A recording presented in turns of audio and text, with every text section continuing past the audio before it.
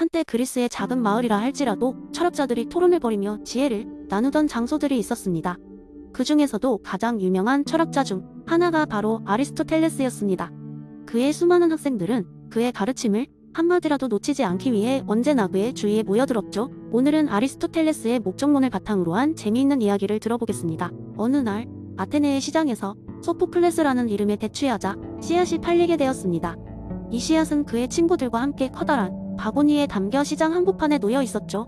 사람들이 하나둘 씨앗을 사가면서 소포클레스는 점점 초조해졌습니다. 아, 난 언제까지나 이 바구니에 갇혀 있을 거야. 나도 나만의 목적을 가지고 있어. 하고 생각했죠. 소포클레스의 목적은 단연코 아름다운 대추야자 나무가 되어 그늘과 달콤한 열매를 제공하는 것이었습니다. 하지만 그는 아직 씨앗에 불과했기에 스스로 움직일 수도 없었습니다. 그러던 어느 날 소포클레스는 조금 별난 철학자 아리스토텔레스와 그를 따르는 학생들이 시장을 방문했다는 것을 알게 되었습니다.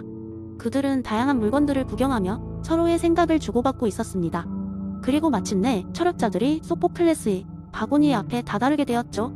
한 제자가 물었습니다. 선생님, 이 작은 씨앗도 어떤 목적을 가지고 있다고 말씀하셨죠? 하지만 이렇게 작은 것에 어떤 목적이나 의미가 있을까요? 이에 아리스토텔레스는 미소를 지으며 답했습니다. 이 작은 씨앗은 지금은 의미 없어 보일지 모르지만 그 속엔 위대한 목적이 담겨 있단다. 자연은 모든 것에 목적과 목표를 부여하였고 이것은 비단 인간에게만 국한된 것이 아니란다. 그러면서 소포클레스를 손에 들어 자세히 살펴보던 아리스토텔레스는 씨앗을 자신의 가정 정원으로 데려갔습니다. 흙과 물을 적당히 주고 정성껏 돌보면서 그는 씨앗이 싹을 틔울 날을 기다렸죠. 소포클레스는 마침내 설레는 기분을 간직한 채 땅속에 심어졌습니다. 드디어 내 목적을 향해 나아갈 수 있겠구나 라고 그는 생각했죠. 계절이 바뀌고 시간이 흘러 소포클레스는 어느새 땅 위로 머리를 내밀며 멋진 대추야자 나무로 자라기 시작했습니다. 그의 커다란 잎들은 시원한 그늘을 만들었고 달콤한 열매는 수많은 사람들에게 기쁨을 주었습니다. 그곳을 지나는 사람들은 모두 이 멋진 나무에 감탄하며 이 나무가 여기 있다는 것이 얼마나 고마운 일인지 라고 말하곤 했습니다. 소포클레스는 자신의 목적을 이룬 것에 큰 자부심을 느끼고 있었습니다. 그는 자신의 목적이 단지 아름다운 나무가 되는 것만이 아님을 깨달았습니다. 그는 사람들에게 그늘을 제공하고 열매를 나눔으로써 그들에게 작지만 중요한 기쁨을 줄 수 있었으니까요. 그렇게 그는 자연의 목적론적 원리에 완벽히 부합하며 삶을 이어갔습니다. 아리스토텔레스는 종종 그 정원에 방문하여 소포클레스 아래에서 휴식을 취하며 자신의 목적론에 대해 생각했습니다. 그는 자연과 세계의 모든 것들이 나름의 목적과 목표를 가진다는 자신의 이론이 얼마나 값진 것인지 다시 한번 확신할 수 있었습니다. 이렇듯 작은 씨앗 하나에서 시작된 이야기는 그가 학생들에게 전달하고자 했던 메시지를 더욱 깊이 있게 만들어 주었습니다. 이 이야기를 통해 우리는 때때로 하찮아 보이는 것도 저마다의 놀라운 목적을 품고 있으며 그것들이 모여 세상의 조화와 균형을 이루고 있다는 것을 깨달을 수 있습니다. 그리고 우리의 삶 속에서도 우리 각자가 가진 목적과 목표가 얼마나 중요한지 어떻게 그것이 우리의 존재 가치를 만들어주는지를 생각해 볼 필요가 있습니다. 두 번째 이야기, 한마을의 행복 열차라는 별명을 가진 열차가 있었습니다. 이 열차의 특별한 점은 단순히 사람들을 목적지로 데려다주는 것 이상 이 역할을 한다는 것이었습니다. 열차는 그 여정에서 승객들에게 행복을 최대한 많이 전달하고자 설계되어 있었죠. 우연히도 이 열차가 바로 존 스튜어트 밀의 공리주의의 영감을 받아 만들어졌다고 합니다. 작은 마을의 기차역에서 매일 아침 출발하는 이 열차는 다양한 사람들이 타고 있는 모습을 볼 수 있습니다. 출근하는 직장인부터 학교에 가는 학생, 시장에 가려는 할머니, 심지어 그날 여행을 떠나는 관광객까지 열차의 운전사는 항상 승객들을 미소로 맞이하며 이렇게 외칩니다. 행복한 여행 되세요. 여러분의 웃음이 이 열차의 기름입니다. 이 열차는 단순한 교통수단이 아니라 여러 가지 특별한 장치로 가득 차 있었습니다. 차장칸에는 승객들이 자유롭게 참여할 수 있는 작은 공연장이 있었고 각 칸마다 테마가 있는 독서 공간이 있어 승객들은 자유롭게 책을 읽을 수 있었습니다. 아이들을 위한 장난감 칸, 많은 사람이 참여할 수 있는 그림 그리기 코너까지 모든 공간은 사람들에게 조금이라도 더 많은 행복을 주기 위해 설계되었습니다. 어느 날 한 할아버지가 여느 때처럼 행복 열차에 올라탔습니다. 평소와 다름없이 창가 쪽 자리를 잡고 앉은 할아버지는 흔들리는 열차에 몸을 기댄 채 깊은 생각에 잠겼습니다. 사실 그는 최근에 자신의 가게를 접고 은퇴를 고민 중이었는데 마음 한구석에서 뭔가 공허함이 가시질 않았기 때문입니다. 그때 한 소년이 조심스럽게 할아버지에게 다가와 물었습니다. 할아버지, 그림 그리는 거 좋아하세요? 당황한 할아버지는 잠시 말을 잇지 못했지만 소년의 반짝이는 눈을 보고는 미소를 띠며 대답했습니다. 아, 그럼 옛날엔 자주 그리곤 했지. 소년은 할아버지의 손을 붙잡고 그림 그리기 코너로 이끌었습니다. 팔레트와 붓을 받아든 할아버지는 처음엔 서툴고 조심스럽게, 이어 점차 익숙하고 자유롭게 붓을 움직였습니다. 할아버지의 옆에는 이미 색색의 그림들이 완성되고 있었고 그중 하나는 소년이 그린 해맑게 웃고 있는 얼굴이었습니다. 할아버지는 그 그림을 보며 자신도 모르게 미소를 지었습니다. 어쩌면 이 순간이 자신의 인생에 새로운 방향을 줄 수도 있겠다는 생각이 들었던 겁니다. 열차가 종착역에 도착하자 할아버지는 소년에게 감사 인사를 전하고 기차에서 내렸습니다. 그러나 그날 이후 할아버지는 매일 아침 행복 열차에 올라타게 되었고 언젠가 그 소년처럼 다른 누군가에게 새로운 행복을 전할 수 있을지도 모른다는 희망을 품게 되었습니다. 이렇듯 행복 열차는 단순한 이동수단을 넘어 사람들 세상에 작은 변화와 행복을 전하는데 큰 역할을 했습니다. 마을 사람들은 점점 더 많은 사람이 이 열차를 통해 서로에게 긍정적인 영향을 미친다는 것을 깨닫게 되었고 미래 복리주의의 정신으로 공동체 전체의 최대 행복을 추구하게 되었습니다. 그래서 이 마을에서는 행복 열차를 타는 순간 우리는 모두가 서로의 행복을 위한 작은 행동을 시작하는 것이라고 말하곤 합니다. 그렇게 작은 열차는 오늘도 마을 사람들이 마음속에서 큰 울림을 만들어가고 있습니다. 세 번째 이야기, 옛날 옛적 어느 깊은 산속 마을 애돌이 나는 어린 소년이 살고 있었습니다. 도리는 호기심 많고 상상력이 풍부했지만 마을 사람들에게는 종종 너무 공상에 빠져 사는 아이로 여겨졌습니다. 이 마을은 규모가 작고 외딴 고대 위치에 있었기 때문에 사람들은 눈에 보이는 것만을 믿는 경향이 강했습니다.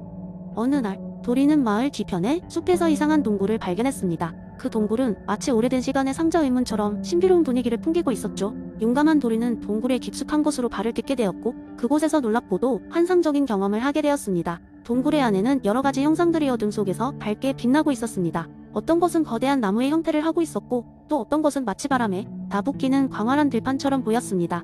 도리는 그 형상들을 보고 한 가지 깨달음을 얻게 되었습니다. 그것은 바로 이 세상에 존재하는 모든 것들이 이 형상들의 복제품이라는 생각이었죠. 도리는 즉시 그곳을 벗어나 마을로 돌아왔습니다. 마을 사람들에게 동굴에서 본 것들을 이야기했지만 그들은 도리의 이야기를 믿지 않았습니다. 눈에 보이는 나무와 들판이 아닌 보이지 않는 본질이 존재한다는 것을 이해하기 어려워했기 때문입니다. 하지만 도리는 포기하지 않았습니다. 그는 마을 사람들에게 이 이데아의 세계가 존재한다는 것을 증명하기 위해 다양한 방법을 시도했습니다. 도리는 매일 아침 마을 중앙광장에서 사람들이 강물이나 바람, 나무에 대해 흔히 느끼는 것들에서 본질을 찾아내는 법을 가르치기 시작했습니다. 예를 들어 물의 이데아는 순수함과 유연성이라고 설명하며 그 물리적 특성을 떠난 물이 가진 본래의 모습을 바라보자고 했습니다.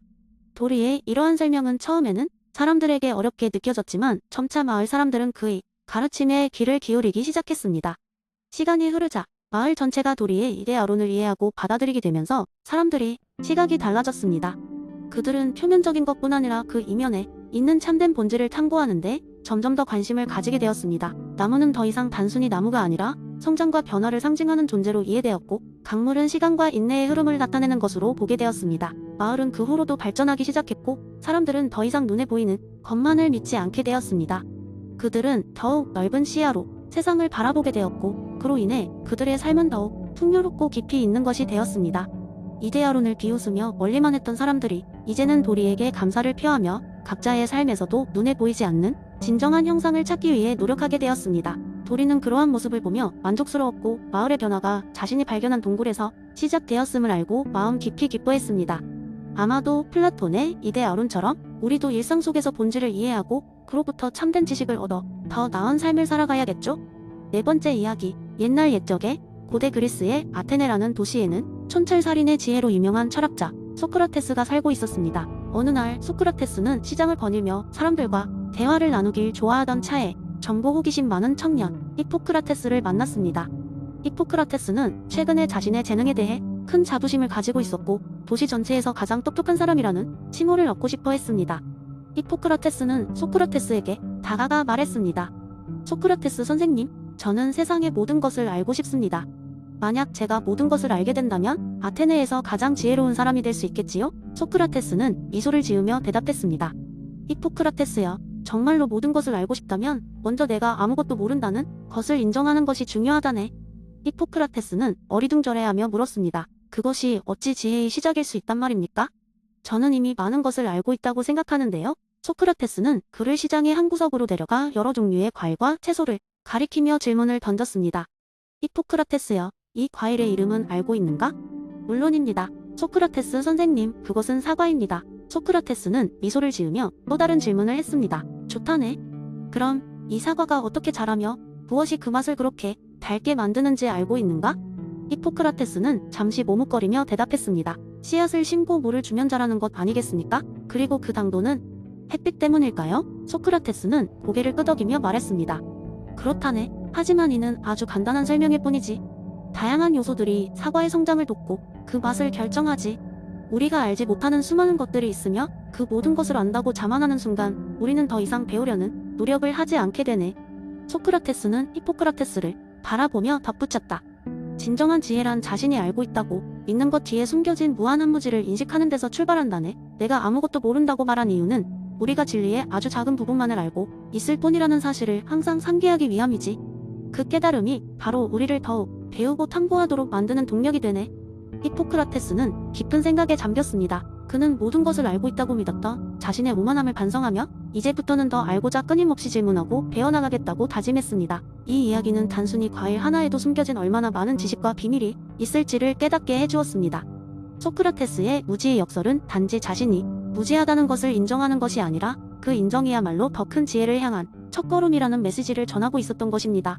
그리고 그날 이후로 히포크라테스는 모든 대화와 배움을 통해 한층 더 겸손하고 열린 마음을 가지게 되었습니다.